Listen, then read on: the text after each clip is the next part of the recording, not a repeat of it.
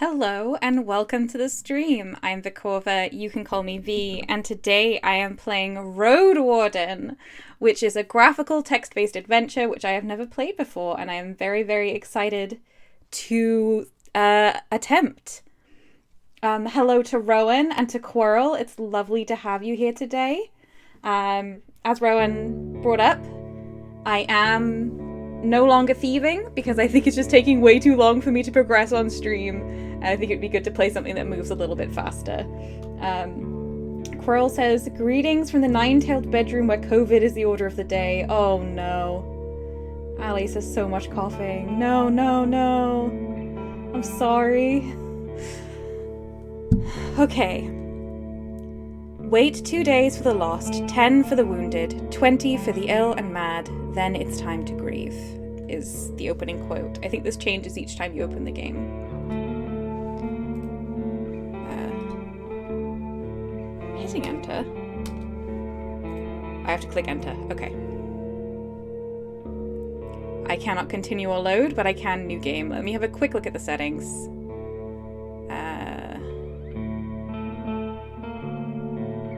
You can change the font and the... Okay, that's good. I'll turn down the music very slightly.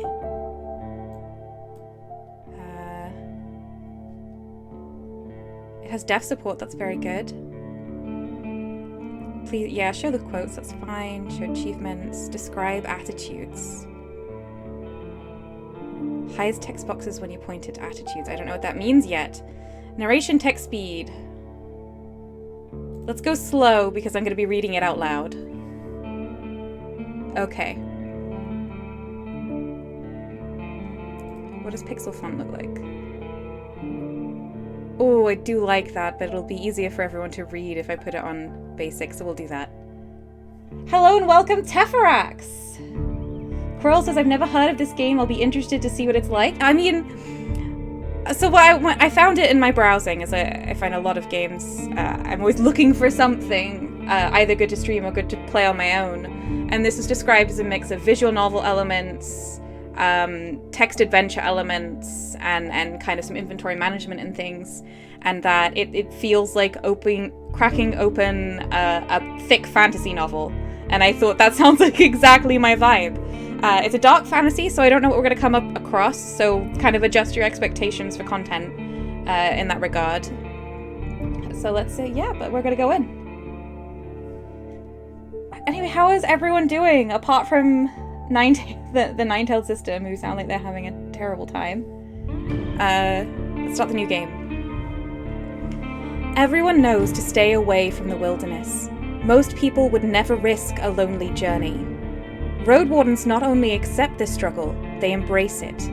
They deliver messages, assist merchants, burn human corpses, and, if possible, get rid of the beasts and highwaymen. They live on the road, die young, or retire early. It's a dangerous job, but a respectable one, and it pays well. I leave the safety of the city walls, or I still have my doubts? If I click I still have my doubts, what happens? Does the game not start yet? Let's be brave and jump into the game, since this is the very first question. Please select a difficulty mode. This choice can't be altered later on. That's a shame. Casual, more focused on the story. No time limit, more cash at the start, some quests are more forgiving. I am familiar with RPGs, so standard seems reasonable, but I'm gonna probably be taking a lot of time to talk to chat, and so I think I'm gonna go with casual. I often like to play on an easier difficulty in games anyway. Wing, hello and welcome. We've also got the Nine-Tailed System's here. Kayama says, so Roadwardens are the most hardcore of postal workers? Yeah. Sabira says, not that there's any other kind. Yes, we're going to be a very hardcore postman, or what I feel like is meant to be sort of a Lord of the Rings style ranger. The wall is still standing. There are no walls around, no stench of blood, good signs. This should be the place you're looking for. You were supposed to meet with a group of soldiers, but you hear no voices, no sounds of labor. The gate is ajar, but the camp isn't safe. It may keep away the goblins and Pebblers? Oh, what are pebblers? Pebblers. But not beast folk nor trolls, and the night is near. Your palfrey breathes heavily. It had a long day. I've got to turn down the volume on the music. It's really good music, but it's very loud. Right there. Okay. I could look for another shelter. I need to look around cautiously. I dismount and sneak to the gate. Let's peek inside. I get off the horse and enter the camp briskly. I don't hear anyone here. I think I need to peek inside. I'm quite a sneaky person in general, as you might expect as someone who loves stealth games. I want to be as cautious as possible. So before I even go in and look around, I just want to like peer in and be like, hello? Anyone there? You can't see me, but I'm miming peeking. This is why it's good I don't have a face cam. Rowan says my partner isn't feeling well either, though I suspect this is cancer related rather than a virus. Oh, I'm sorry. Ali says, all of a sudden I need to know what a palfrey is. I wondered if I should just screen that. That's a kind of horse. So it's just your horse. Sam, hello and welcome! Sam says, joke, you like to play games for enjoyment? Unacceptable. Games should be a painful experience. You know, sometimes I do agree, honestly, even though obviously that's ridiculous. Sometimes I like games to be really challenging, but mostly I don't.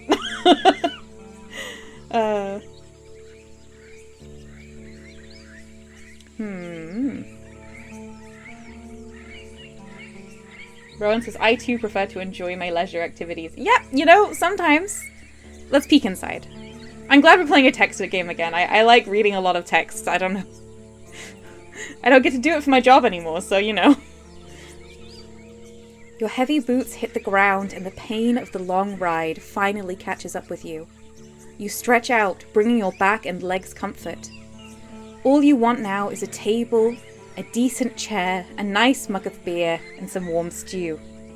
With any luck, your axe won't be needed here.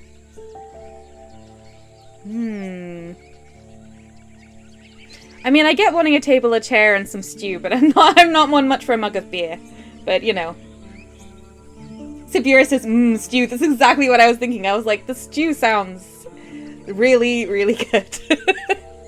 I approach the gate slowly. I'm enjoying the visuals updating as we get more information. If it's a military camp, it doesn't look the part. Plenty of wasted space, the fire pit is cold. 2 people are sitting at the table, tired and disheartened. They're looking in different directions, paying no attention to one another. One of them is holding a cup. After a moment, you notice the quiet humming.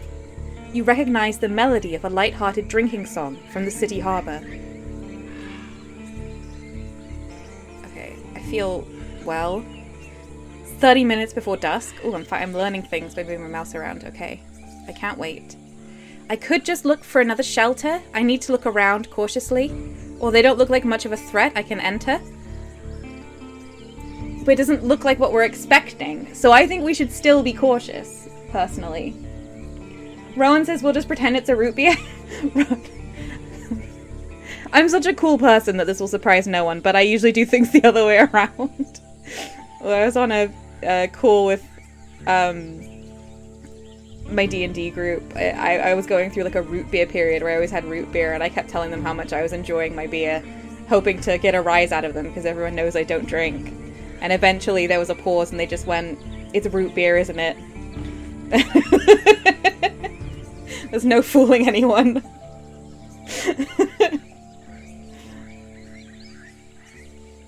Kayama says these people seem like they've seen some things. It does. What are they doing? They're just drunk, avoiding each other. Like, something's going on here. I want to be cautious. Look around cautiously.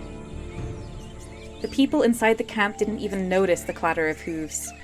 The short, dry grasses barely cover the arid soil of this valley, but you're maybe a minute away from the edge of the sparse woods, which get denser as they climb up the hills. At best, this trail has a few more years before getting overgrown for good. Hard to believe it's the only route north. I mean, these people are out of it. But surely that's safe, like...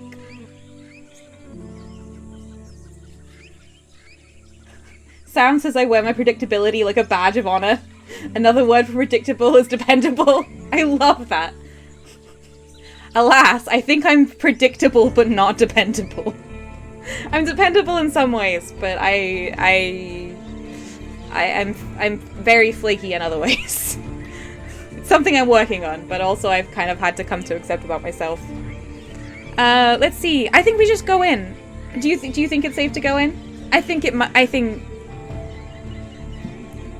they've been through something. And if my job is like a protector of the roads.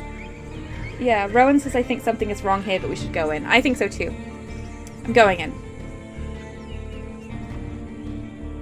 It takes them a few breaths to glance in your direction. The first person greets you with a wave of his hand. There are bags under his eyes. His beard is messy. Despite his simple shirt, he's wearing durable, decent boots. A mace with a head covered in iron hangs at his side, but he doesn't reach for it. I take a look at the second soul. Quarrel says being predictable just means it's easy to know what you like. Yes! Absolutely! Just like you, she's wearing a gambeson, but hers is a bit loose, as if she took it off a corpse. Okay, that's scary. Her head is shaven, as if she's protecting herself from flesh-eating bugs. Is that a thing? Are there flesh-eating bugs that eat your head? Her eyes are weary, yet kind. She smiles.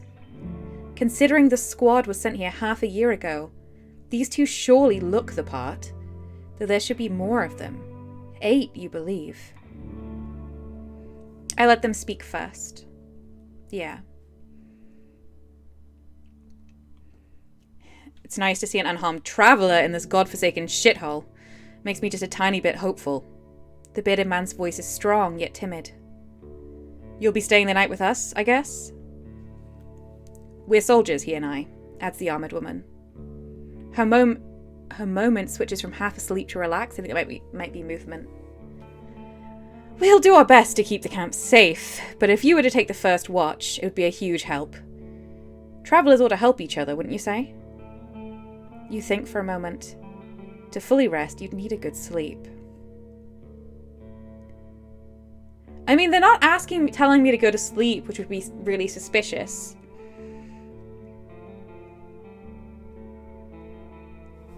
How tired am I? I'm 3 or 4 vitality. Am I that exhausted? Like, if they were going to attack me, wouldn't they want me to sleep first?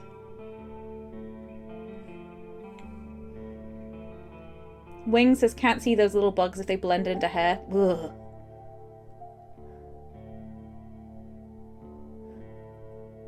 Rowan says that's what Gerald would do. I approve. Sam says, what is this sleep phenomenon of which you speak? I'll just do it. I mean, let's not make things awkward. Fantastic. She rubs her hands together. I don't remember the last time I had more than a half a night of sleep. The hours before midnight should be the calmest. Just wake us up if anything happens. The man flashes you a wide smile. It's easy to wake us up. Just yell. He drinks from his mug. That's not how that dialogue tag works, but that's okay. I gotta turn off the proofreader in myself. I'm not even that good of one. I ask them about their lieutenant. You wonder how to phrase your question. Ooh, okay, this is fun. Sibira says sounds fake. Sounds fake. Sleep. Whenever you meet new people, you can influence how they perceive you by selecting one of the attitudes. Friendly, being supportive and cordial. Playful, use a joke or witty comment. Distanced, hide your emotions. Intimidating, hint at a threat. Well, that seems bad in this situation. Vulnerable, be sad, tired, afraid, or hopeless. In the real world, I think it's just me just being friendly and vulnerable like all the time.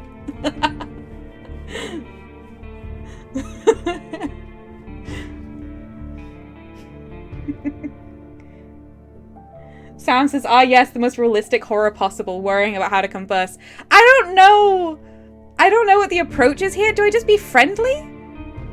Should I hide my emotions? What do you do with, like, strangers that you're gonna be taking the watch for the night and they're going to bed and you've just met them? I guess just be friendly. Like, in most situations you can't go wrong with being friendly, right? I feel like actually that's not true, and I have gone wrong with being friendly in situations before, but I couldn't for the life of me tell you what was wrong with those situations. Kayama says, I think the supportive is the one to go with here. Okay, yeah, I think so too. Let's be friendly. Ooh, oh, it gives you dialogue for each approach. That's good. I was hoping to meet with your lieutenant. Could we talk for a bit? I don't want to be playful. Distance just says, I'm looking for your lieutenant. That doesn't seem good. No, that seems terrible. I'd rather speak with someone who's not going to waste my time. What's the point? Vulnerable. I had a long journey. I need to have a word with your lieutenant. I think friendly still seems good.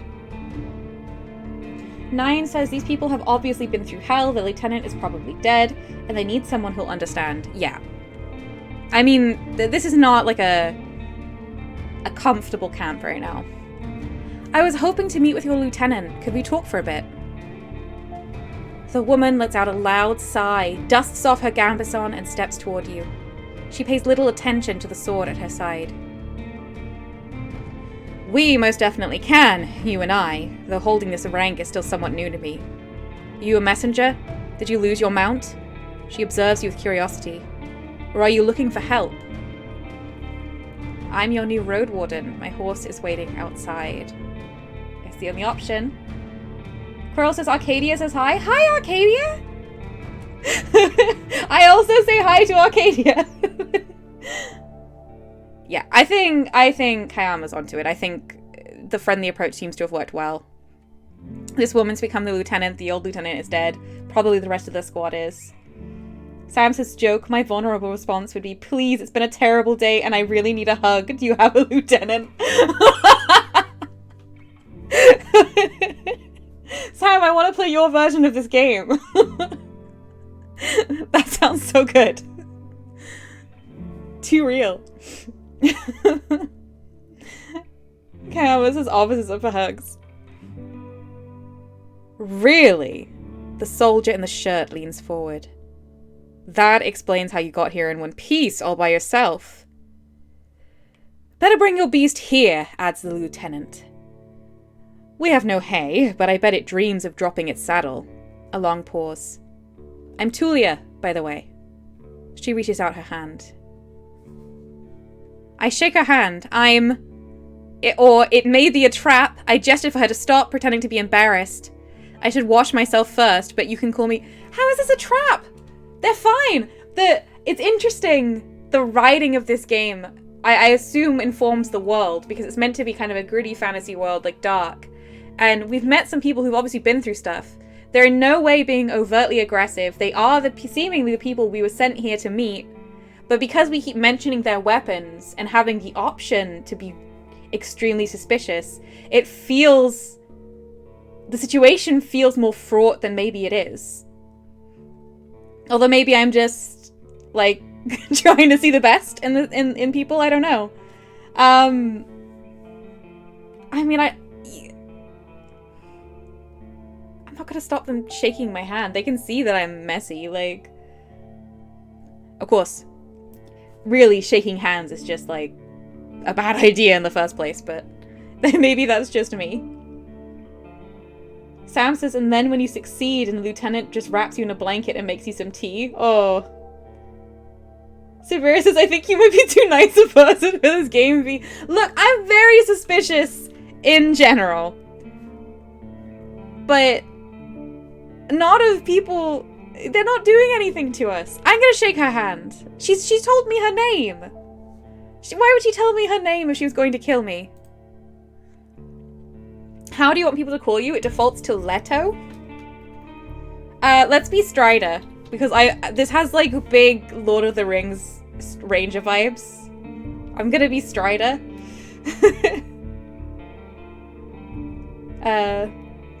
Quirrell says, interestingly, the handshake originally arose from checking each other for hidden weapons. Oh. So it might make more sense in this world in which everyone has weapons, seemingly. Ah. I'm Strider. Her grasp is confident. The shake is slight. Just keep your horse away from the tents. She steps away. We don't need to smell its dung. Ah, there's this one issue. The soldier in the shirt also rises to his feet. We've no tent to spare. You'll have to use a blanket or something. No problem. I enjoy observing the stars, or I should get used to sleeping on the ground anyway.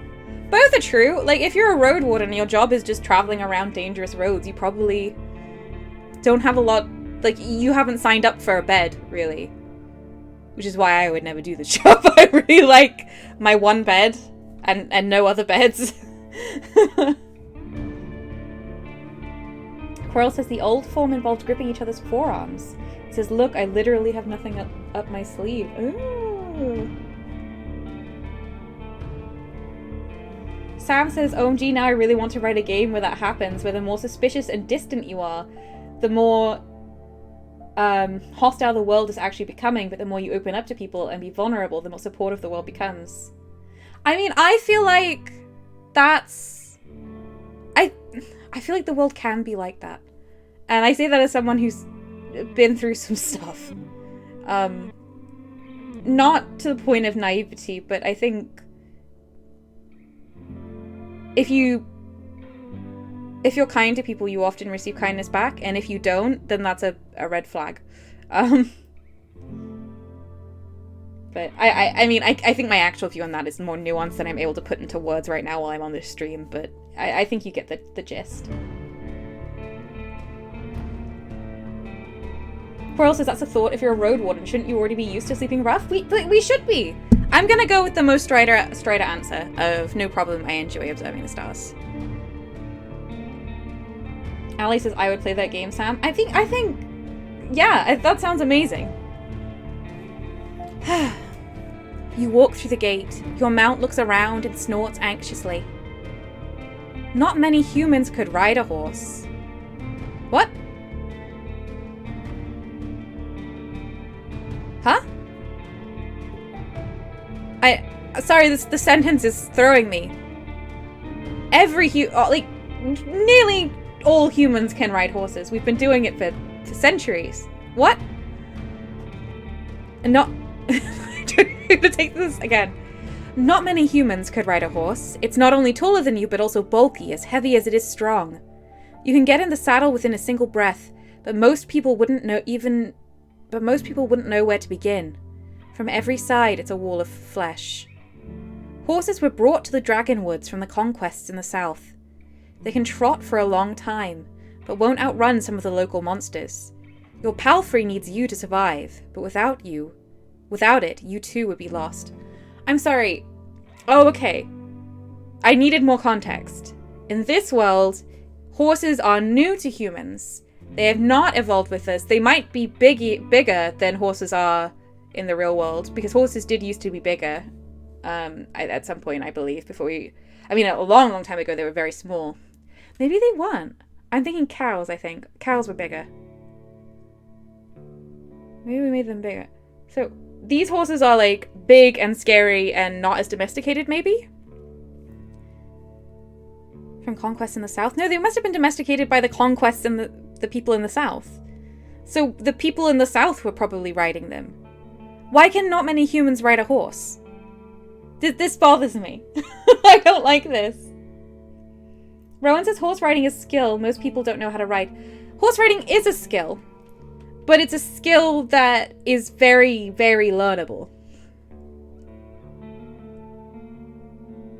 Quirrell says horse riding is surprisingly recent, like the last couple thousand years. For most of history, carts and chariots are far more common than horseback riding.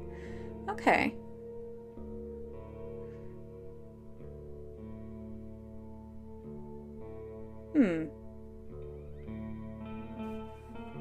It just doesn't feel like... I don't know.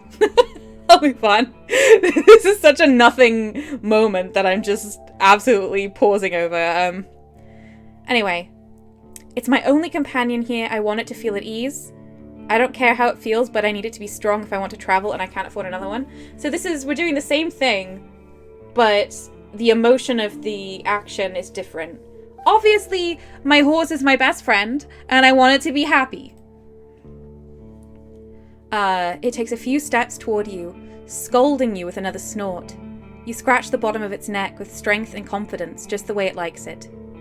Humans see useful animals and even pets as monsters in disguise.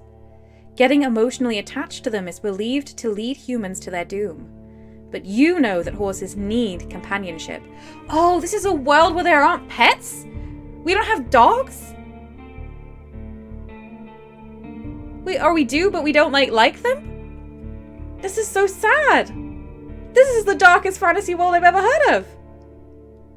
I mean, in Fallen London, true, you might be turned into an undead cult member and you might see people with bleeding eyes in the middle of the night, but you can make friends with a cat that's part squid. In this world, it's even the regular animals you're not supposed to be friends with? This is breaking my heart. Teferac says, I think if the intent was to explain that horses are new and unusual in this world, I think there were better ways to do that, but it's interesting. Yes, I think that's how I feel as well. Quirrell says it's true, horses are sociable and they need friends when they get sick. It's true. Horses usually need other horses, honestly, but if they don't have another horse, you've really got to spend a lot of time with them. Sam says, and what's more, we need companionship. Absolutely. Next says, I am singularly disappointed by the lack of dogs in this universe. Where are the dogs? I speak to it gently and I lead it to camp. I don't care what people in this world say about animals being monsters. I know that I am friends with these animals, and if I'm honest, I'm going to befriend these monsters if they give me the option. Oh, dark fantasy world, you won't break me. I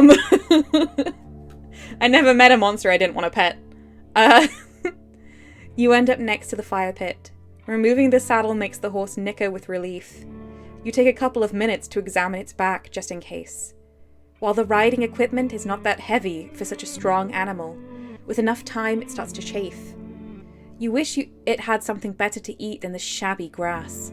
You should look for an inn. Yeah, we gotta get it some good food. Why don't we travel out with a little bit of food? I need to unpack. Ooh, I get to choose what I have. Character creation. You haven't brought that many things, and you lost one of your sacks while fleeing the Crimson Corpse Eaters. Ooh. Okay. That's why we don't have oats. Worst of all, you have no rope left, but maybe the soldiers could share one. Shouldn't cost more than a dragon bone. Dragon bone is currency! Ooh, I feel icky. Ooh. I don't like that. Good world building, but I have mixed feelings, being myself a dragon. Aside from the travel set, you own a few valuable possessions essential for your trade. Whew.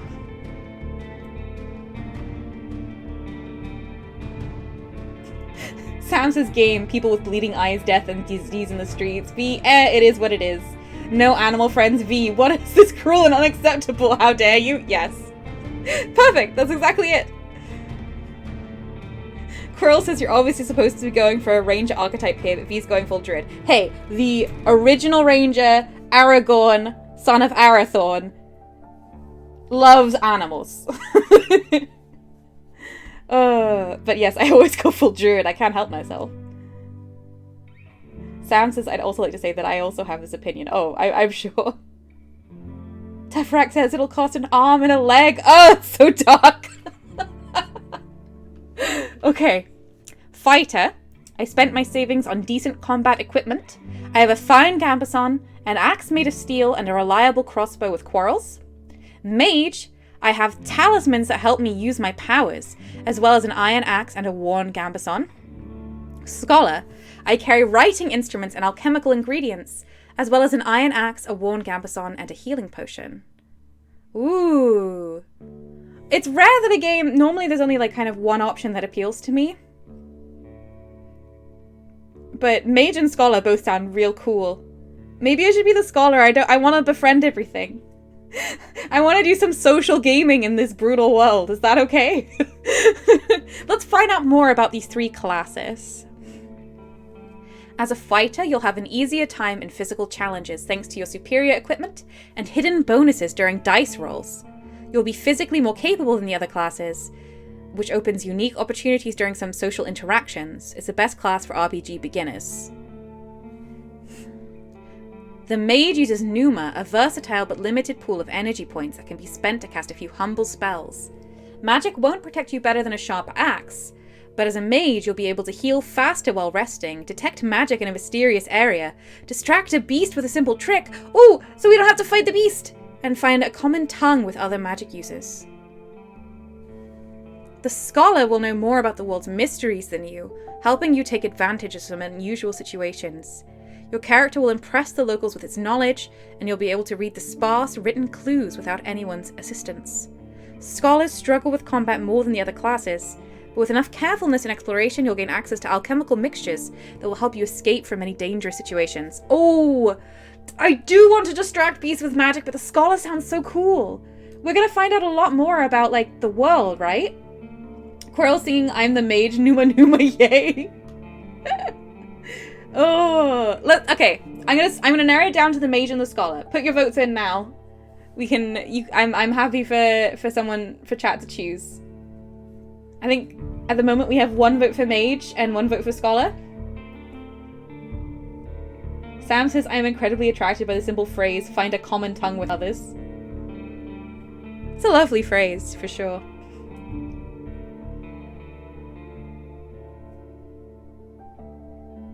Alright. Whatever we become, we have 2 secret goals that the game is not expecting us to have, but we're going to do everything we can to achieve them. Our secret goals: befriend a monster. We have to befriend at least 1 monster. And what was my other secret goal? Oh, end the trade in dragon bones. Those are my goals. I don't know if the game's gonna allow me to do that, but I think we can do it. Another vote for Scholar from Sam. I think the Scholar takes it. We're going Scholar. Okay. You unpack and inspect your belongings. Your water skin isn't pierced. Oh, open your inventory. Your water skin isn't pierced. The spare clothes are still here. Just in case. You take... please, inventory, you're in my way. You take a look at your wooden bowl and mug, your cape, tinderbox, bandages, food rations, knife. Nothing special or too cumbersome. From time to time, your routine helps you avoid mistakes, but this doesn't make it any more exciting. Let's have a look at my inventory. It's my armor. Taking hits will damage your armor. You can then fix it in various settlements. Okay. Inventory. Ooh, graphical inventory. We have 2 food rations, 1 healing potion. An earthenware bottle with a liquid with heals one's wounds. Cool. We have a pouch with coins. The city artisans make coins by cutting dragon bones into slices. Boo! A gambeson. Alchemical ingredients. The travel set containing all sorts of useful tools. Writing instruments. I do love having writing instruments.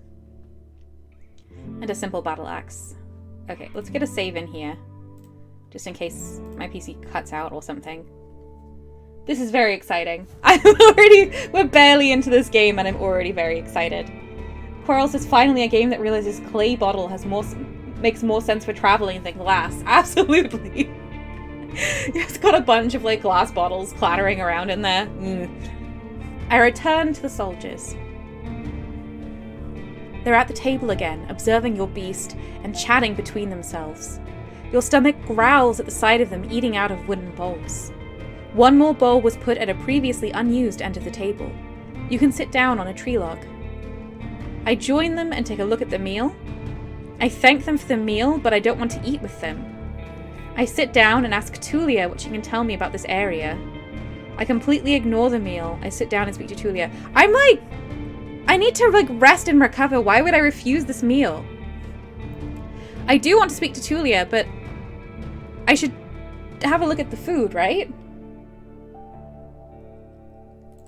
Okay, Sam says a professional writer likes having writing instruments. Shocking, I know, right?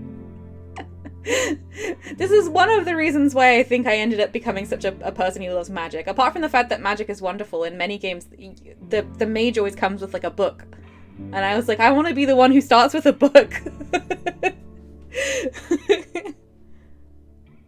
Sam says, why would you refuse any meal? I know. This is how they get you. This is how they make you suspicious. They give you the option and you're like, maybe there's something wrong with this food.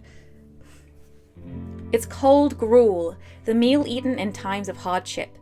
This specific bowl is filled with water, hog millet, some strange-looking cereals, and blueberries. Welcoming you with a meal, even a humble one, is beyond their duty.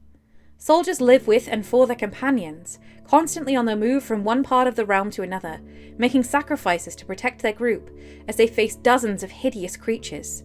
Their lives are filled with discipline, hardship, and camaraderie. Roadwardens, on the other hand, learn how to work by themselves. They seldom engage in open combat, patrolling the same roads for years. They help the settlements stay in touch, but also maintain commerce, settle down, forge friendships. When there are no laws to follow, they use their own judgment. Different responsibilities, different lifestyles. So they're really nice. They're nice people who have been happy to see us. They've given us food and they didn't have to. Sabira says pretty good gruel if it comes with blueberries. I was thinking that as well. I was thinking that too, Sabira. I eat quickly, not focusing on the taste, then speak with Tulia. I mean, it's got blueberries. Just sounds kind of like a low-grade oatmeal or porridge, but with blueberries. I've eaten worse things in real life. Sam says, when there are no laws to follow, we make our own. Yes, and we're going to make them good ones. She's focused and chooses her words carefully. She looks away only when she gathers her thoughts. I'm afraid I can tell you less than I would like to, and less than I should. She nods toward the other soldier. As you can see, there's not a lot of us left. At the beginning of summer, there were 8 of us, including our previous lieutenant. 5 are dead. 1 has run away in tears. We're also strangers in this land, adds her companion. Ooh. Kayama says, damn, they're the only 2 left of 8. I was more right than I knew. Poor folks. I know! Any piece of information may help me do my job. The man leans forward. His legs shake nervously. He sounds like a kid asking a bard to sing one more story, tell a joke, or do a magic trick. Whatever it takes to escape from boredom. His untrimmed beard hides a much younger face than you originally thought. What did the officials tell you? I expect not that much. No soul governs these lands. I share what I consider to be relevant, or what I've discussed with the officials should stay between me and them. I mean, if our job is to keep open communication between different areas, and these people have lost everyone they know and they're out here dying to protect people from monsters, I think I'm just going to tell them anything they want to know. How does it hurt me to tell them? Kayama says this is our chance to give them a bit of connection to the outside world, which they so badly need. I fully agree. I'm with you, Kayama. Okay. You tell the soldiers how little guidance you've received. Since this area is too far away from Hovlaven to keep it under control, you are warned that it's untamed and unknown. Who knows how many villages, bandits, or monsters may be found in these unmapped hills and forests. From time to time, new people come here to look for boundless opportunities. Most of them never return. Do they turn into walking corpses, or find what they're looking for? No soul could tell me, so I was looking for your guidance. The lieutenant drinks from her cup and crosses her legs, ankle on knee. Seeing her chair makes you doubt she'll ever find a comfortable position. Where should we start? Okay. What should I know about the peninsula? Any ideas what happened to the previous Roadwarden? I've lost my rope, could you spare one? What happened to your squad? Tulia, how did you become a lieutenant? I mean, I think that's pretty clear. What was your squad's mission? Anything I should know about this camp? If you were me, where would you go next? Before I continue my journey, I need to ask them about the peninsula, the Roadwarden, and the rope. Okay, so there's 3 things I do need to know. But I feel like I want to know what happened to their squad. Is that a bad thing to ask? I don't want to make them uncomfortable, but this is a wild situation. Sam says I'm really digging this music. It's giving me Project Zomboid vibes, which is a very, very, very dark zombie survival game. Probably the darkest zombie survival game I've ever played. I think it's an absolutely incredible game, but this music is just like it. Talon, hello! Welcome! We're playing a text adventure. I'm just reading a lot. We're in a dark world full of monsters and where people don't trust animals, including horses and pets. It's breaking my heart. Quirrell says, if you were me, where would you go next? Head for home as fast as you can, possibly screaming. Sam says maybe start with something else, then work up to the squad. Interesting. Talon says, oh boy, Project Zomboid. It's the... Project Zomboid is so depressing. It's incredible, but it's very depressing. I think Sam says maybe start with something else and then work up to the squad. I find it hard to imagine they have a mechanic for that. What happened to your squad? The man shrugs. Bandits happened. And monsters. A strong band, though, his companion chips in. When we got to the peninsula in spring, we saw some people living in this camp. The lieutenant decided to avoid it and look for an inn. We had to travel through the night for a bit. The bearded soldier scoffs and crosses his arms, but she carries on.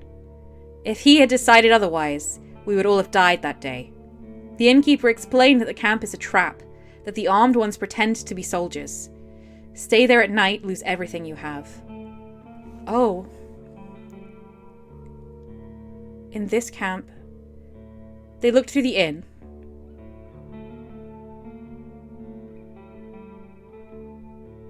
The innkeeper explained, there were people pretending to be soldiers in this camp. Ooh. Okay. Sounds like slave hunters. Tulia sighs. Very much so. They killed some and took others away, who knows where. They were letting the northerners go, hoping to avoid their wrath. It kind of worked, adds the soldier. We asked them for help, but they refused. We had to clear the entire camp on our own, and that's why 3 of our people died. Don't exaggerate. It's not like the lieutenant didn't make a mistake. He wanted to get rid of them and take over their camp, but we didn't know our enemy well enough. We were outnumbered, and they had an ice mage among them. She looks at you. At least we cleared the road. Saved lives. Slavers. Ooh. You mentioned monsters as well? Nothing that would surprise you. Those of us who survived the skirmish were young, too inexperienced to spend a summer in this place without a good leader, and they didn't trust me. One of them got caught by a treant. Another one ignored my orders to perform some sort of a ritual hunt, so a werebear tore her to pieces.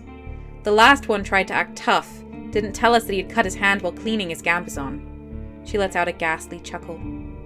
We had to cut it off, and he was so ashamed that he decided to walk north, find a new life, disappear.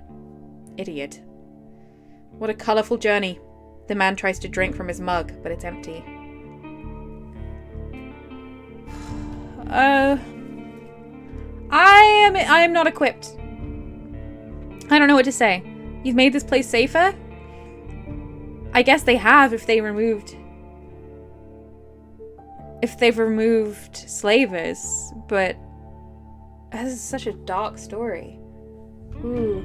Rowan's is safer? Oh, if you think so, Rowan, I'll go with it then. Barely. Tulia seems tired.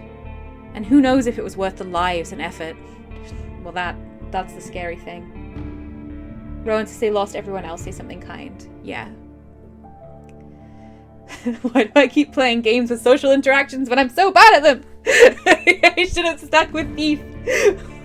Oh wait, no, I'm bad at thieving too. Okay, we're back here. I need to ask about the Peninsula, Roadwarden, and the rope. I feel like I know what the squad's mission was. I don't need to ask about that. Anything I should know about this camp? I am curious about the camp, and then I'll ask for the things I need to know. The story is brief. Some merchants built the camp to have an extra stop for mules and donkeys just between the inn and the southern villages. There's plenty of grass here and a pond nearby. When the peninsula grew more dangerous, the camp stood abandoned, from time to time serving as a shelter for travelers. The bandits came here in spring, further paralyzing the exchange of information between the northern and southern settlements. Since these highwaymen are no more, the situation may reverse. Time will tell. You can sleep here wherever you want, the man concludes their tale. But don't expect to wake up without pain in your back. Okay.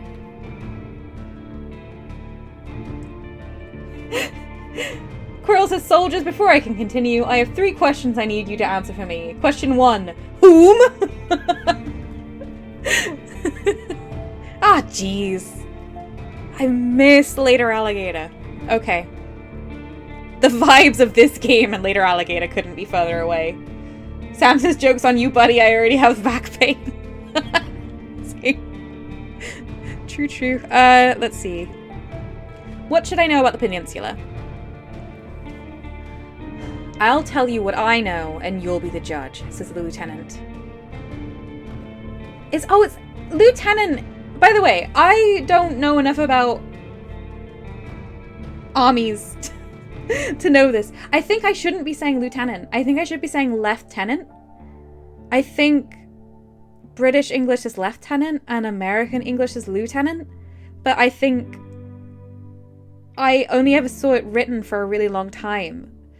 And then obviously when you hear things, a lot of it is like American Hollywood stuff. I'm not that drawn to things that have military aspects anyway. Am I supposed to be saying lieutenant? Brits in chat, please help me.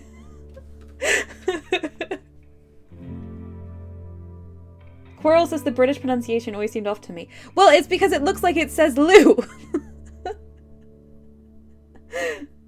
Sam says Googling intensifies. I'll just keep saying lieutenant if everyone else thinks it's also kind of weird. Yeah. Lieutenant. Teferax says both are valid, so you do you. I'm just gonna do lieutenant. Lieutenant is weird. It's one of those pronunciations you only know if you've heard someone say it. And it's not like that would be like the more French pronunciation or something like that. Like that, in many languages, this is closer. Quirrell says it doesn't just look like it says Lou, it actually does. Lieutenant is the one who stands in place of, in lieu, the actual authority tenant. Oh my gosh. I'm just gonna say lieutenant. Anyway, sorry. Brief interlude. For more, I have a very confused accent and pronunciation. How long did it take you to get here from the city? On a decent palfrey, I'd guess it would be 3-4 days. When you confirm, she continues. From here, you can reach the coast in about a day, as long as you don't make any stops. Do you know the situation? Why no ships can get here? You nod. The sea route allows Hovlaven officials to keep in touch with the coastal villages. Collect taxes, move the soldiers, collect lumber, deliver tools. But maintaining order on a wild coast, such as this one, is like filling the ocean depths with coins. Because of the rocks, you can hardly stop a ship 5 miles from the shore, and boats can't get much closer.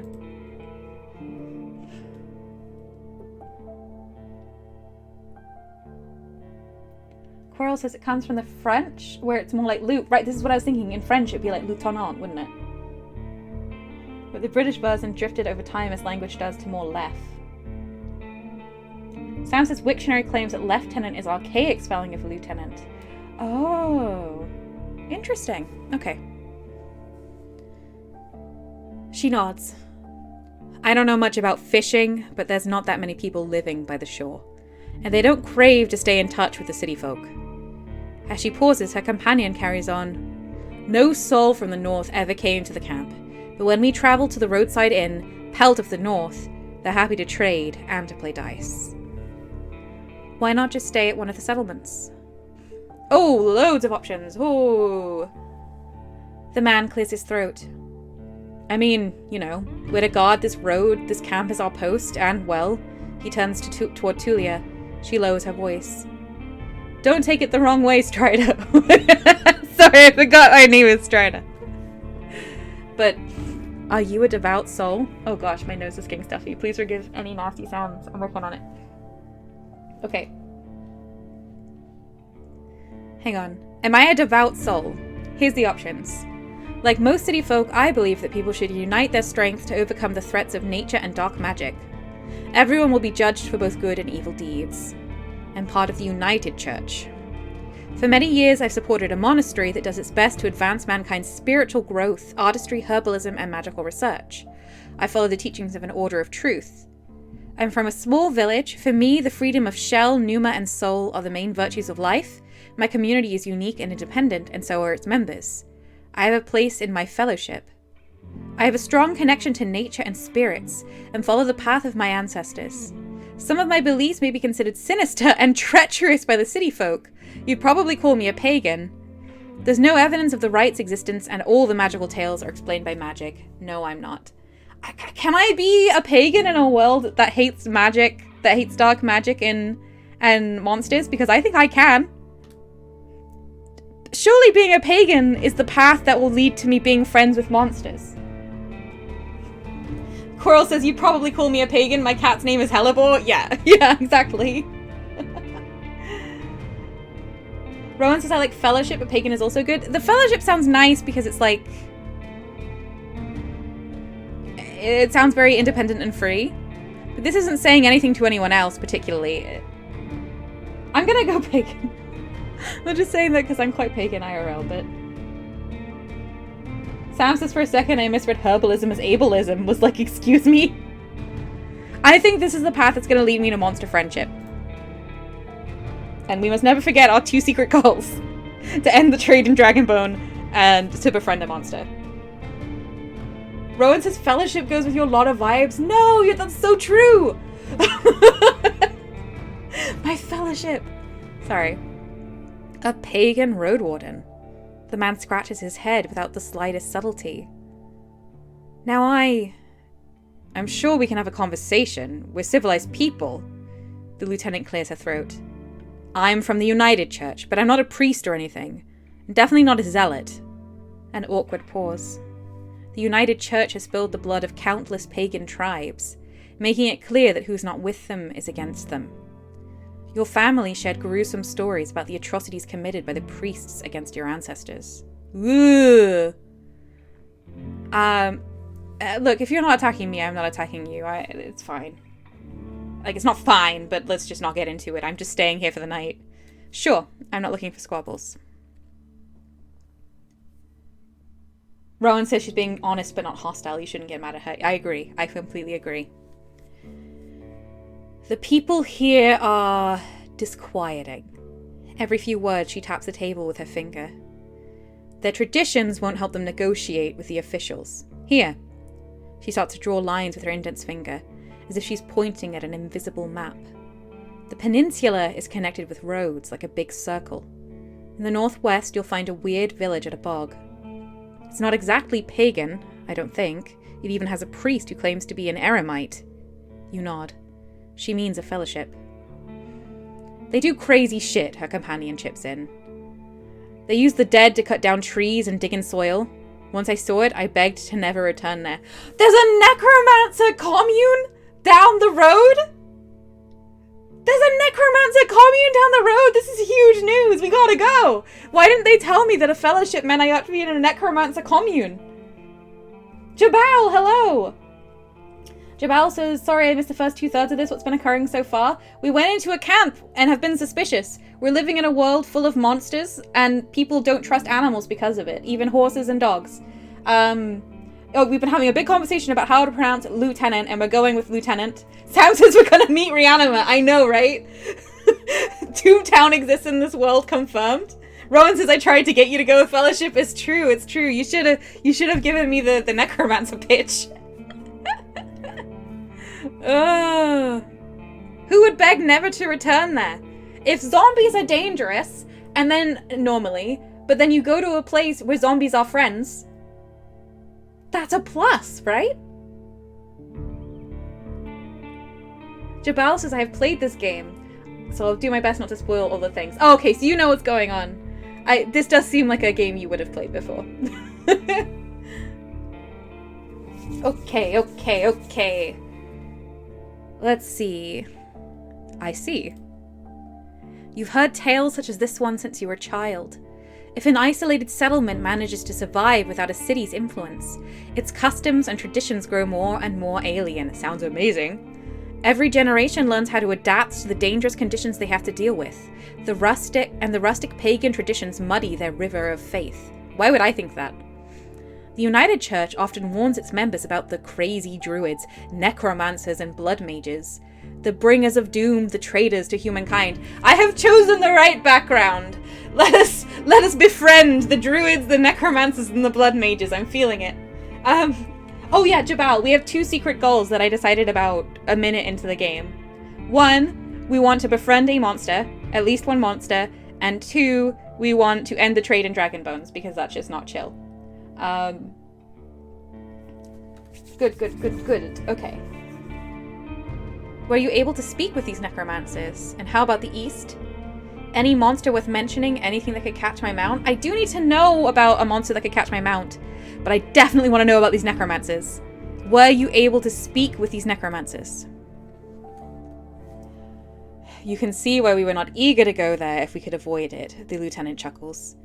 Maybe they'll be more welcoming to a Roadwarden. The roads are dangerous with little to no shelters. People need your help. I mean, they might not if they have zombie pals. The man in the shirt turns a bit and points a finger to the northwest. If you're heading to the undead village, you'll get to an inn first, and soon. Northwest, Necromancer Village. We want to go northwest. Jabal says, I kind of know the dev. He turns up on the Exilium forums now and again. Lovely guy. His previous game, Tales from the Windy Meadow, is well worth it. And calmer, more slice of life than this one. Oh, we can check that out after then, because I'm enjoying this so far. I'm definitely enjoying this so far. Tulia nods. Pelt of the North is a safe place. You can talk with the innkeeper or the guards. Ask them about the road. Okay, any monster worth mentioning? Anything that could catch my mount? We saw all sorts of beasts. The man starts to count on his fingers. Goblins, treants, cats large and small, runners, howlers, wolves, spiked boars, mouflon eaters, griffins, but we managed to stay away. Some could catch up with most mounts. Tulia glances at her companion. Though palfrey should be fine.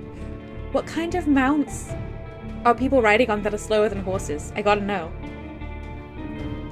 The trees are so tall that the flying creatures keep to the coast and mountains. There's not that many humans around, and the animals are busy fighting among themselves. They fight more for food than territory. The soldier cracks his knuckles.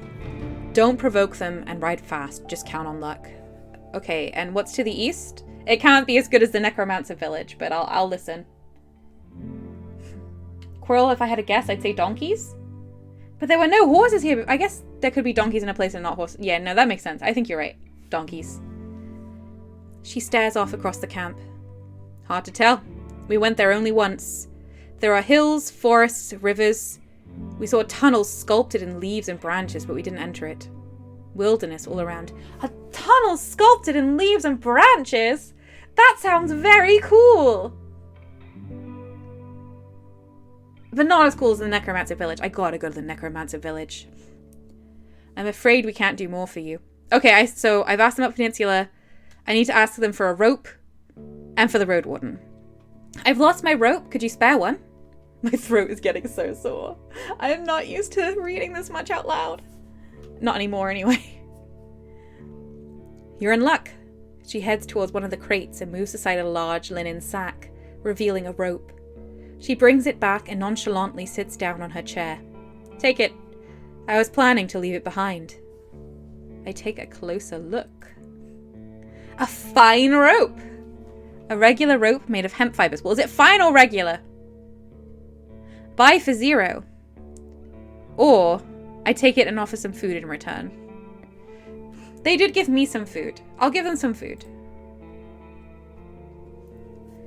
Tulia leans forward and rests her forearms on her thighs, looking down with clasped hands, then meets your eyes. I'd normally refuse, but we need some decent food. Every day I'm searching through our groats, looking for worms and putridity. We forage, but it's not a great spot. Some food rations will brighten up a foggy day. For now, you leave the rope on the table. Okay, good. I think I did the right thing. I don't want them to starve.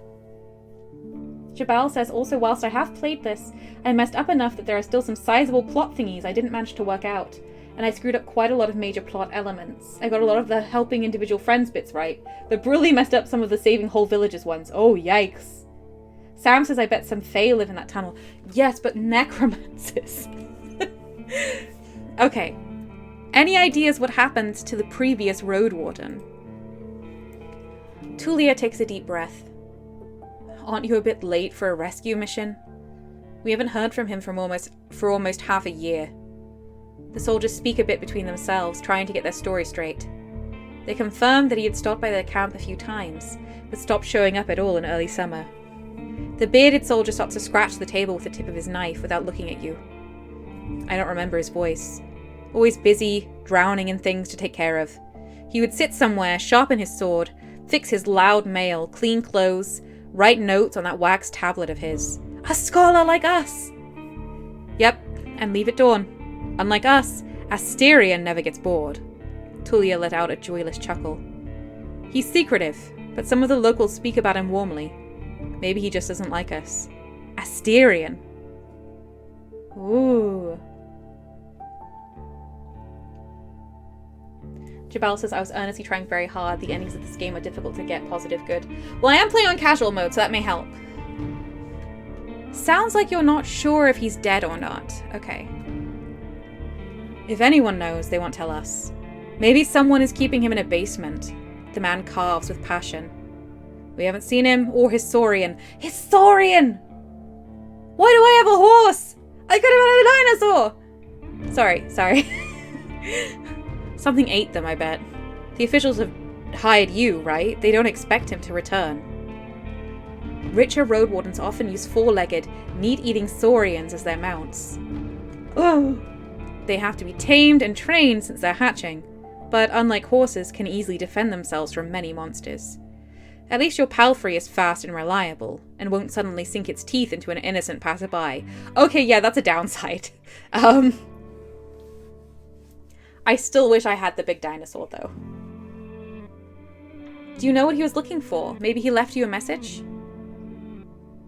Rowan says you have a horse because you're not rich. It makes sense. I often don't have things I want because I'm not rich. And a horse is pretty great. Neither one of us had any insight into his dealings, says Tulia. My predecessor left me no clues. We also took a look at Asterian's stuff. Wait, she raises her open palm. I almost forgot. She stands up and heads to a nearby tent. He has kids in a village near Hovlaven. I was planning to take all his things there. A pouch, a second spear, a decent bow, some potions. Quite a treasure. She glances at you. But I would much prefer to bring them the truth about their father. So you want me to find out what happened to him in exchange for his stuff? Here's the catch. She dusts off the hilt of her sword. We've hired a messenger to ask the commanders for further orders. Since she hasn't returned, and you know nothing about her, she either ran away or something happened to her. She sighs with resignation. We are meant to stay here until fall. What do you think? Come see us, tell us what you've learned about the man, and we'll get back to Hovlaven together? You think about your real mission. You were planning to return to Hovlaven in the early fall anyway. If he's alive, I don't think he's going to be happy about me taking away all of his possessions. Yes. True, but he's considered dead. I doubt he'd begrudge you anything. And who knows, you may just find his shell lying on the roadside tomorrow. He wears mail, uses a spear mostly, maybe 5 feet tall but stout. Long red beard, short hair, pale face, rarely smiles. She glances at her companion, but after he adds nothing, she sits down and stretches out her legs. So find out what happened to him. Dead, alive, left, just let me know. Okay, cool. I'm gonna save and then we're gonna move on. Cool, that's saved. Good, yes. I know everything I need. Are you sure? Says the bearded man. We may not be around the next time you come here. We should prepare for the night anyway. I agree. Tulia sighs with relief. And may you do better than Asterion did. Stay vigilant. She winks at you, shattering the mask of a soldier. Oh, And I know I said I was going to stop complaining about it, but the dialogue punctuation is not right, and it's getting to me. Ooh, okay, we just move on. We'll just move on. Thank you for your help. You go to the barrel and splash water on your face, which makes you even more aware of how much you need a bath. After the night, it will only get worse. Your horse is already napping, still too anxious to lay down. I prepare for my watch. The soldier in the shirt is eager to guide you. Just observe the area. There's plenty of griffins around, though they won't try to jump over the palisade, probably. Better watch out for the apes. They climb up and carry out any food they can find. And there's this one really loud were-elk that keeps smelling the wall, though it has never tried to get in. Were-elk? Were-elk? He points at a gate. The lieutenant and I will block the entrances. They're quite heavy, so if anyone comes here looking for shelter, better call us to help you out. And if this someone is being chased by wolves or anything, better throw them the rope instead. He scratches his head. If it gets cold, feel free to make a fire. And the best place is on the watchtower. You may want to put a blanket there or something. The watchtower? He gives you a long, puzzled look. Oh, here! He points at the pile of crates. Just climb up to the tallest one. You'll have a great view at the northern side, the more dangerous side. And also, I know you're tired after all that riding. He points at the tent on the other side of the camp. I can handle a couple of hours sleeping on the ground. If you wish, go there after me and rest just this once. At least I have a pallet inside. Aww. They're really nice. These sad people. I smile, thank you. Yeah, that'll help me sleep better. Nighttime sounds! Yes. Okay. You put your blanket on the tallest crate and sit down.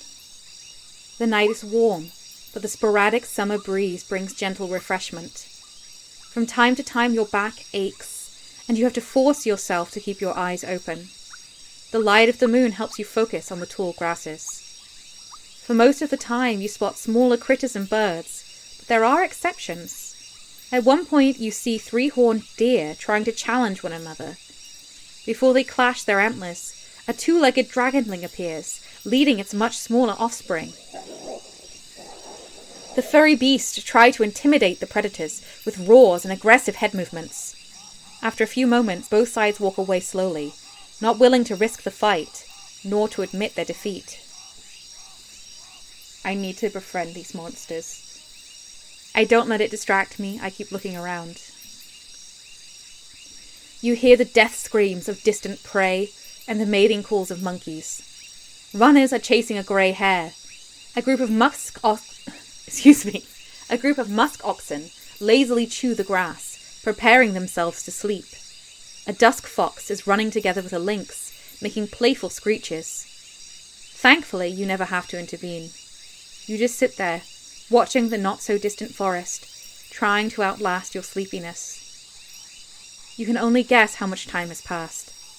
Once you feel you've had enough, you climb down and go to a tent, waking up the bearded man with just a couple of words.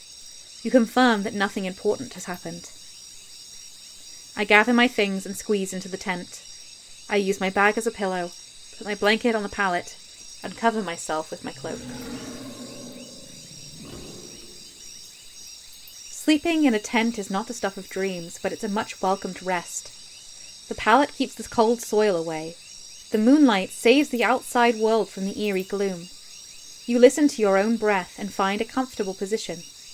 Your job starts tomorrow. I focus on the real goal of my journey. Hang on.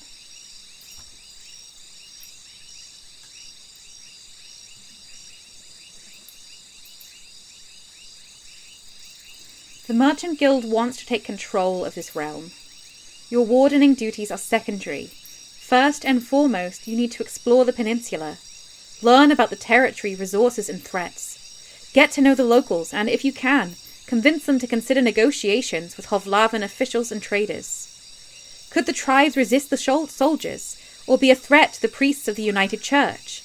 Are there any forbidden practices that need to be eradicated, such as blood magic, necromancy, robbery, or slavery? I don't want to eliminate any of that.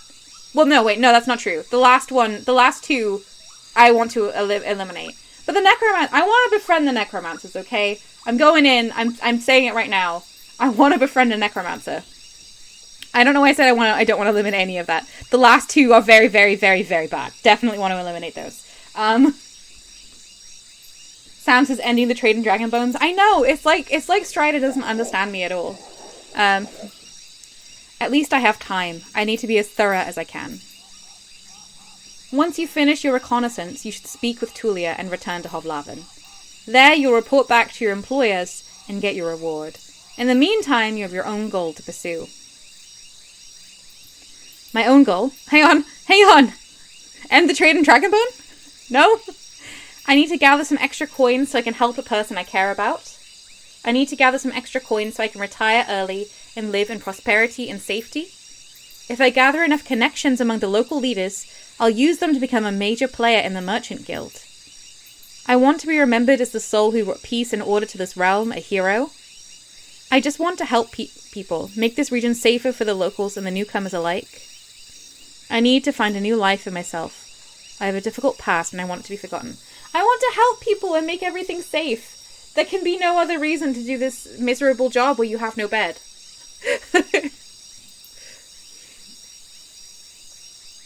Okay. Your half-asleep senses are catching the sounds of the wild forest. Your instincts keep you alert and anxious, though the pleasant, humid, late summer air evens it out slowly. You're thinking about your goal, but you need to gather your strength. You can't travel during the night, press the sleep button to rest. Okay. All I can do now is rest. Sleep. Sleeping in a tent. You can spend the night in a borrowed tent. It's nothing special, but it will protect you from the wind and rain, and the ground won't be painfully hard nor cold. Okay. Sleep. Jabal says I did the help others goal as well. It was the most compelling, for sure.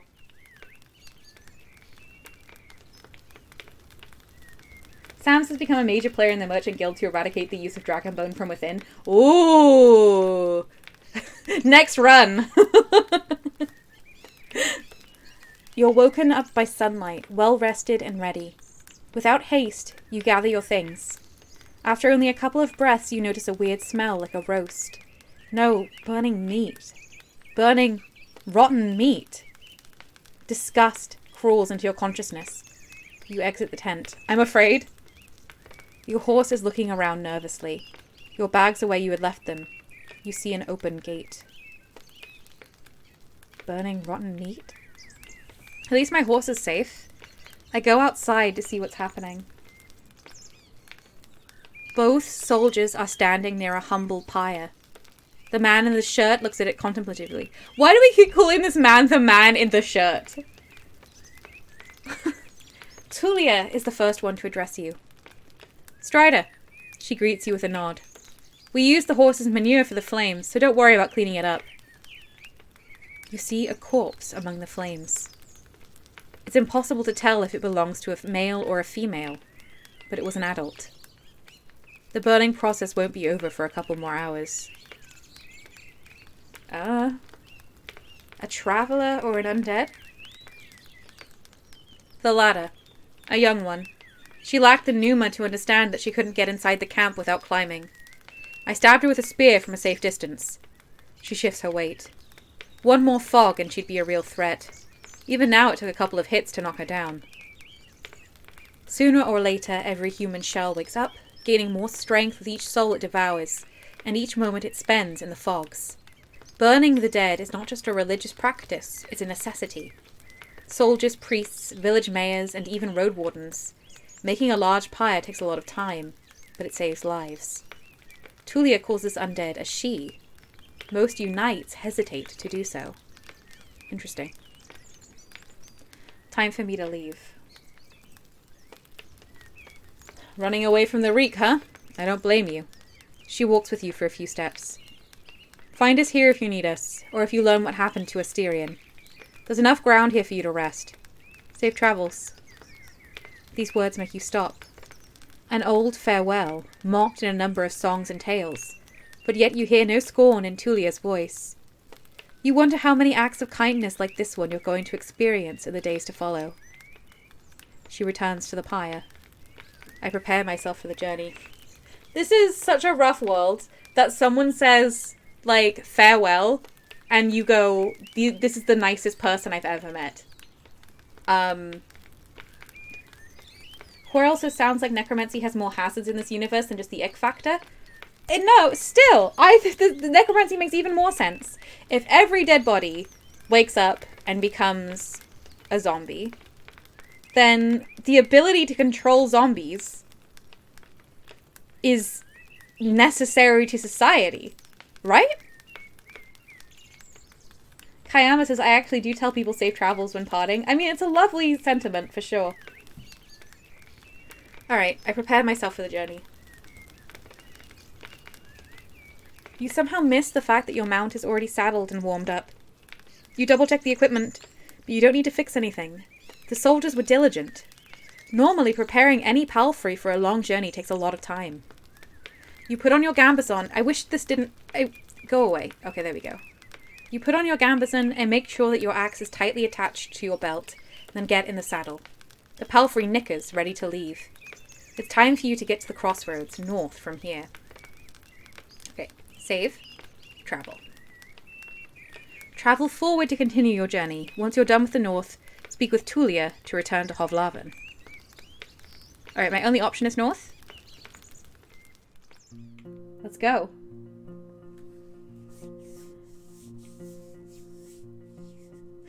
Sam says, I am doing people a favor by becoming a necromancer. Why would anyone understand that? Exactly, Sam! Exactly! Teferac says, no bones about it!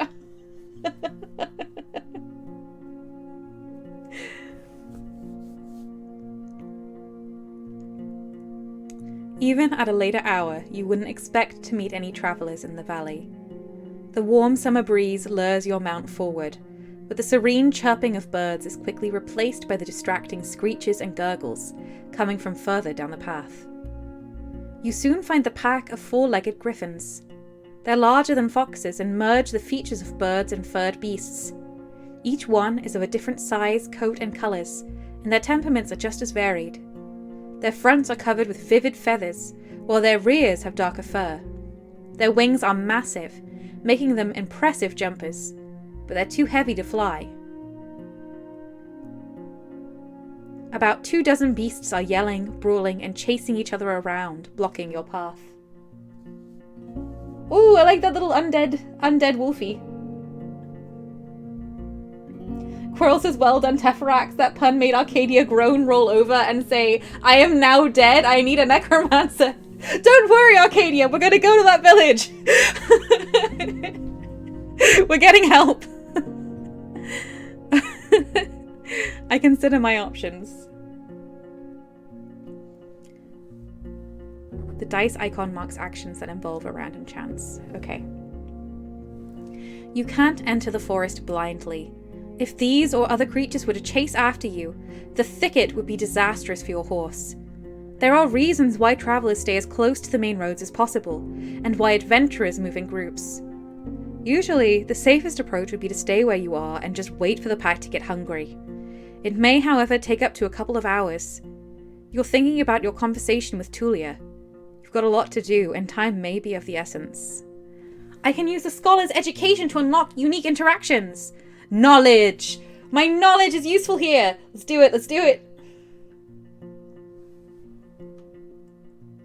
Jabal says, I feel like the problem with keeping a lot of soul-eating zombies around as servants is that, you know, if you die, which you will do at some point on account of being human, then suddenly there are a lot of zombies who are no longer controlled by anyone. Unless you're in a necromancer village. And then there's always someone, right?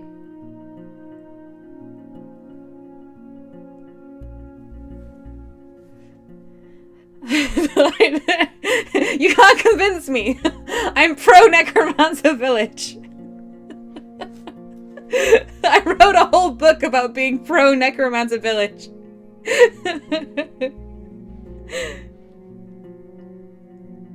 Teferac says, I have to live forever to protect everyone else from my hordes of flesh-eating thralls. Look, yeah, exactly. Becoming an immortal undead lich is just part of the natural necromancer ecosystem, public safety, etc., etc. Oh, I love it. Sam's has just become a lich. Exactly. I'm using my knowledge. I mix black powder with gladden that grows nearby and the dried skunk sorrel from my bag. Once I ignite it and throw it at the griffins, they'll scatter. It's not a dice roll. I just used my knowledge to get through this dangerous situation safely. Most city folk feel aversion toward black powder. And you touch it with great care. The odor of the plants makes you feel dizzy. But what's more important is that the griffins have wolf-like sensitivity to smells and noises. A few of the beasts turn their heads toward you as you approach with the pack, with the bag in your hand. You ignite your missile and throw it forward. At first, the creatures surround the source of smoke, but then growl in disgust, even putting their beaks to the ground. They flee, allowing you to continue your journey. I climb on the horse and cover my nose. I really need to find a proper alchemy set. Okay. This is wonderful. I've unlocked an achievement, the new adventure, and I'm going to save. The road splits. Oh, the crow sounds are making me feel so calm. According to what the soldiers have told you, you may find a safe inn by turning left. The forest to the right is lush and the trail overgrown. Kids used to have this song. How did it go? The harshest pathway leads to the dragon's lair. Those who search for treasure, do you truly dare? The signpost in front of you doesn't make your situation much clearer. It was put here by someone who can't write, for folks who can't read. Covered in old red paint, it points east. Blood there, as people say. Danger to be found. There's not a soul to ask for guidance. Left is the inn. Right is an overgrown path that will lead to treasure and a dragon's lair. Oh, that's the saying, but obviously it probably just leads to me being eaten. But I think the inn is on the way to the necromancer village, which is where I am headed. Quarrels' left is also the village you wanted to go to. Yeah, I think we should go to the pub. Teferax has become the undying necromantic nexus you want to see in the world. Sam says wolf-like sensitivity to smells and noises. I'm going to use that. It is a big autistic mood, right? Okay. I look at my horse. There's not a soul to ask for guidance, but I can ask my horse. What's my horse's name? What was Strider's horse? No, let's do a different name of a horse. What's a good horse name? Chat, name my horse.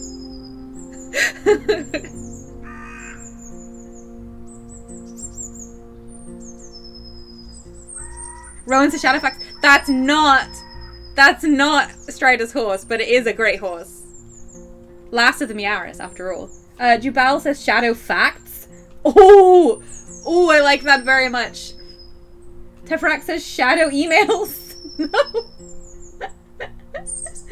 Oh, Jubal says like Shadow Facts, but gives you Shadow Facts. I agree. Arcadia asks what was Rainbow Bright's horse's name? Don't know.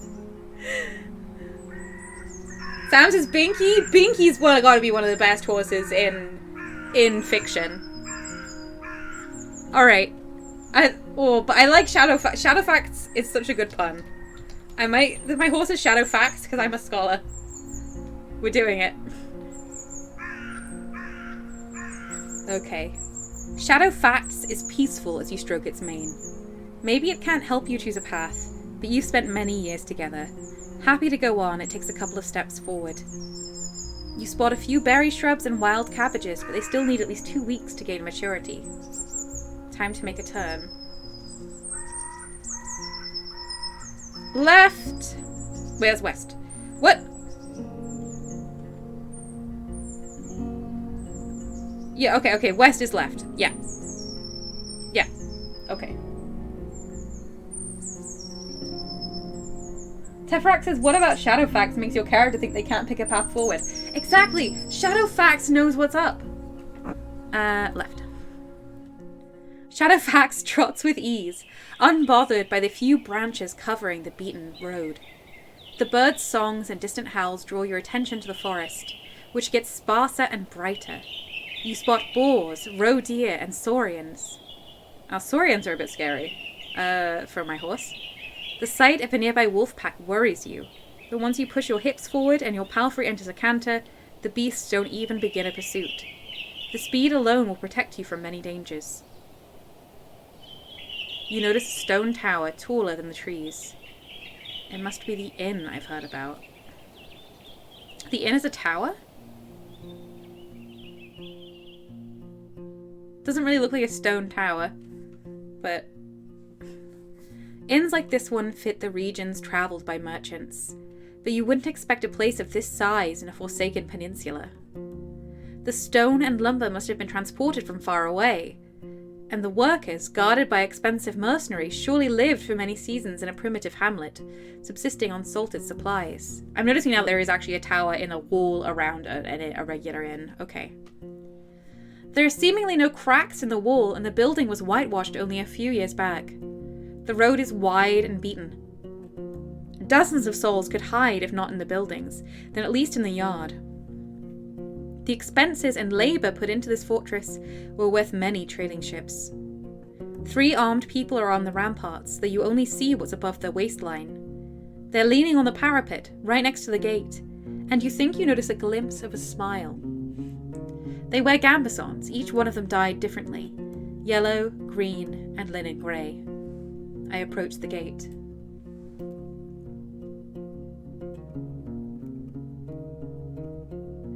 Quirrell says Arcadia says this is more like a castle. She's not wrong. It is more like a castle, yeah. A fortress, as they've kind of briefly described it, kind of makes more sense. A woman in yellow armour leans forward. She has long, curly, disorderly red hair, pointing in every possible direction. This combination of colours doesn't work at all. In the woods, one would have to shout to draw this much attention. Unless it was autumn. Also, like, I mean, red isn't a bad colour to be in the woods. You blend with trees, and a lot of animals can't really differentiate it. I mean, foxes are red, even though they're stealth hunters, so I don't agree. There's still a fair distance between the two of you, but she speaks loudly. I haven't seen a horse for years now. I just said that it's weird to see such a large jackass, huh? Her voice is young and strong, with an accent that reminds you of the villages spread around Hovlaven. But no jackass would wear a saddle, I'd say. She exchanges a few words with a male guard wearing green, giving you time to move closer. Well, this one here says there really are donkey saddles. Say, traveller, how hard is it to ride a horse? Okay. Friendly? How about you give it a try? Playful? I laugh, you wouldn't believe it, the lessons were a pain. Distance? It's easy to learn the basics, but it's tiring. You train different muscles than those for combat. How is that distanced? That's just honest. Kayama says this one seems like a joker, and I suspect she'd appreciate a response in kind. Oh, good thought.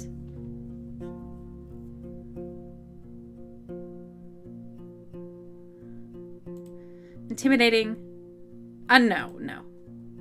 Or vulnerable. Quite hard, honestly. Some days are still rough on me. I think, yeah, maybe playful. I'm with Kayama. I think playful. She's quite loud and laughy. But then if she never had the chance to ride a horse?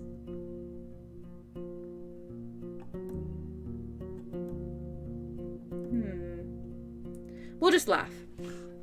I don't know this person. You wouldn't believe it, the lessons were a pain.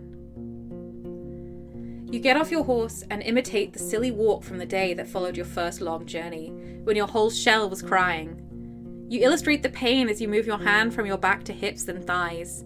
In return, the guards tell you about that time when they had to carry their friend with bitten off legs for 3 days straight, through the heart of the woods. What? And that's a weird response. Meanwhile, the other guards open the gate. You may be in a good mood, the woman in the yellow jacket smiles at you. But don't get so noisy when you talk to our boss. The man never smiles. He has the world's suffering sculpted on his face. She leads you under the roof under which your palfrey can rest, tethered with a cord to a wooden post near some old hay. Once you're ready, go inside, speak with our boss. Maybe you're hungry? The other guards take care of various chores. They peek at your mount every now and then as they're splitting firewood, cleaning their clothes, weeding the garden patches, and moving chairs. 2 of them are making a rope. You head toward the inn, hearing the piercing scream of a boar from the other side of the yard. Rowan says, okay, friend with bitten off legs is not a funny story. I agree. Sabura says, depends how they feel about the friend. Dark. It's truly dark. I open the door. Okay. I think I'll save at this spot, and we'll continue later on. Hang on.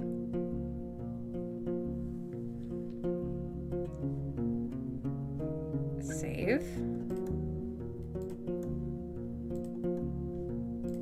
Okay, everyone. I'm very excited to be playing this game. I think it's going to be a lot of fun. I really appreciated the company and the advice as we try and navigate this gritty world, and worse yet, the social interactions. I think it's going to be a lot of fun. I've missed playing a text-based adventure. I've really missed that for the stream, so it's good to be doing it. I hope you all have a lovely rest of the week. I hope everyone starts to feel better. I know a lot of people are still suffering right now. And yeah, I'll see you on Friday for the Wandering Village. So goodbye, everyone.